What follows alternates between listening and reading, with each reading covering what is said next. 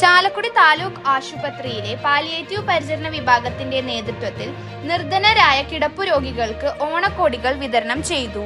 ജീവനക്കാരുടെ വരുമാനത്തിൽ നിന്നുമുള്ള പണം ഉപയോഗിച്ച് വാങ്ങിയ സമ്മാനങ്ങൾ വീടുകളിൽ നേരിട്ടെത്തിയാണ് വിതരണം നടത്തിയത്. 220 രോഗികളാണ് പാലിയേറ്റീവ് പരിചരണ വിഭാഗത്തിലുള്ളത്.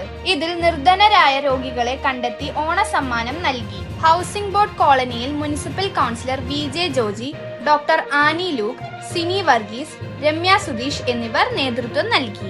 സർക്കാർ ആശുപത്രിയിലെ പാലിയേറ്റീവ് രംഗോട്ട് ബന്ധപ്പെട്ട് പ്രവർത്തിക്കുന്ന ഡോക്ടർ ആനി ലൂക്ക്, സിനി, രമ്യ, പിന്നെ 2 ആശാവർക്കർമാർ.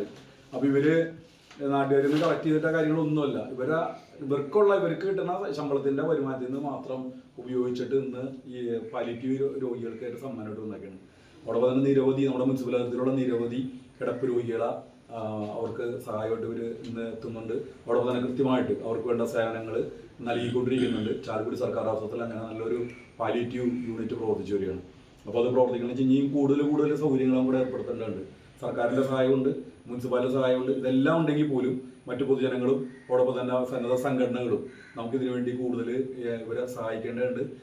നിരവധി പേര് ഇതുപോലെ വീടിൻ്റെ അകത്ത് ഇങ്ങനെ കഴിഞ്ഞുകൂടുന്ന ഒത്തിരി പേരുണ്ട്. ഒത്തിരി കാലഘട്ടം പുറത്ത് പല ജോലികളും കാര്യങ്ങളൊക്കെ ആയിട്ട് ഓടി നടന്ന് ഈ സമയത്ത് ഇന്ന് അവർക്ക് കൂടുതൽ ജോലി ചെയ്യാനോ കാര്യങ്ങൾ പറ്റാതെ പലരും കിടപ്പ് രോഗികളായിട്ടുണ്ട്. അവരൊക്കെ സഹായിച്ചുകൊണ്ടിരിക്കുന്ന ടീമാണ് ചാലക്കുടി പാലിയേറ്റീവ് രംഗത്ത് പ്രവർത്തിക്കുന്ന ഈ ടീം.